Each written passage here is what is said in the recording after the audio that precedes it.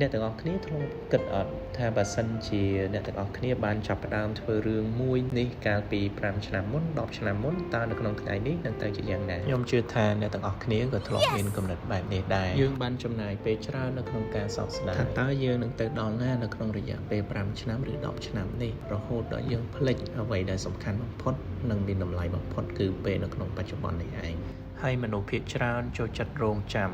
ដោយពួកគេគិតថារងចាំរហូតដល់ពួកគេមានលុយគ្រប់គ្រាន់មានពេលវេលាគ្រប់គ្រាន់មានអ្វីគ្រប់យ៉ាងដែល perfect ប៉ុន្តែការពិតនៃជីវិតគឺថាវាមិនមានថ្ងៃណាមួយដែលវាឥតខ្ចោះនោះទេហើយបើសិនបើអ្នកមិនចាប់ផ្ដើមនៅក្នុងថ្ងៃនេះទេ5ឆ្នាំឬ10ឆ្នាំក្រោយវាគង់នឹងមកដល់ហើយភាពខុសគ្នាតែមួយគត់គឺថា5ឆ្នាំទៀត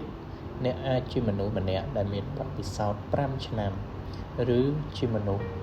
ដែលនៅអង្គុយស្ដាយក្រោយ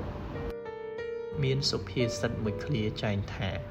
ពេលវេលាដ៏ល្អបំផុតដើម្បីដាំដើមឈើគឺកាលពី20ឆ្នាំមុនហើយពេលវេលាដែលសំខាន់បំផុតទី2គឺថ្ងៃនេះអាយុគ្រាន់តែជាតួលេខប៉ុណ្ណោះប៉ុន្តែការខកខានមិនបានធ្វើអ្វីដែលអ្នកចង់ធ្វើពិតប្រាកដនោះគឺជាការខាតបង់ពិតប្រាកដ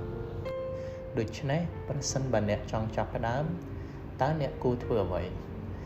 ការពិតវាអាចនឹងមិនពិបាកដូចអ្នកគិតនោះទេជាដំបូងឡើយអ្នកត្រូវតែឈប់ប្រៀបធៀបខ្លួនឯងទៅនឹងជីវិតរបស់អ្នកដទៃ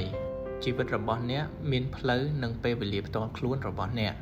ប្រសិនបើពួកគេចាប់ផ្ដើមមុនហើយទទួលបានជោគជ័យមុនអ្នកនោះគឺជាដំណើររបស់ពួកគេអ្វីដែលសំខាន់គឺថាអ្នកអាចរត់លឿនជាងខ្លួនឯងកាលពីម្សិលមិញមិនមែនប្រកួតប្រជែងជាមួយពេលវេលារបស់អ្នកដទៃនោះទេទី2ចូលអ្នកគិតវាឲ្យធំចោះតែចាប់ផ្ដើមពីតូចទៅហើយកុំបារម្ភអំពីលទ្ធផលខ្លាំងពេកសិនបើអ្នកចង់រៀនភាសាចូលអ្នករៀនត្រឹមតែ5ពាក្យបានហើយនៅក្នុងថ្ងៃនេះប្រសិនបើអ្នកចង់ចាប់ផ្ដើមអាជីវកម្មសូមសរសេរផែនការមួយទំព័រនៅថ្ងៃនេះសកម្មភាពតូចៗដែលអ្នកធ្វើនៅក្នុងថ្ងៃនេះនឹងបង្កើតជាលទ្ធផលដ៏ធំសម្បើមនាពេលអនាគតទី3អ្នកត្រូវផ្ដោតអារម្មណ៍លើវានិងដឹងអំពីវាឲ្យបានច្រើនគ្មាននរណាម្នាក់ដែលកើតមកមានជំនាញនោះទេចាប់ផ្ដើមពីពេលដែលអ្នកមិនដឹងអ្វីទាំងអស់ចាប់ផ្ដើមពីការខ្វះខាតនិងសូម្បីតែចាប់ផ្ដើមពីការបរាជ័យទៅនេះគឺជាសាលាពិតប្រាកដដែលបង្ខំយើងឲ្យរីកចម្រើនយើងមិនអាចប្រកាសបានទេថារយៈពេល5ឆ្នាំឬ10ឆ្នាំទៅខាងមុខទៀតវានឹងទៅជាយ៉ាងណានោះក៏ប៉ុន្តែវាคล้ายជាការទុះទាយនៅពេលដែលអ្នកសម្រេចចិត្តបោះជំហានដំបូងនៅថ្ងៃនេះឈប់ពន្យាពេលព្រោះពេលវេលាមិនដែលឈប់រងចាំយើងនោះទេចូលបំភ្លេចរឿងអតីតកាលពីមុនរបស់អ្នកហើយបំភ្លេចអំពីចំនួនដងដែលអ្នកធ្លាប់បរាជ័យរឿងតែមួយគត់ដែលអ្នកពិតជាសំខាន់នៅពេលនេះគឺតើអ្នកជ្រើសរើសធ្វើអ្វីនៅថ្ងៃនេះចាប់ផ្ដើមឥឡូវនេះពីព្រោះវាមិនដែលយឺតពេលនោះទេសម្រាប់អ្នក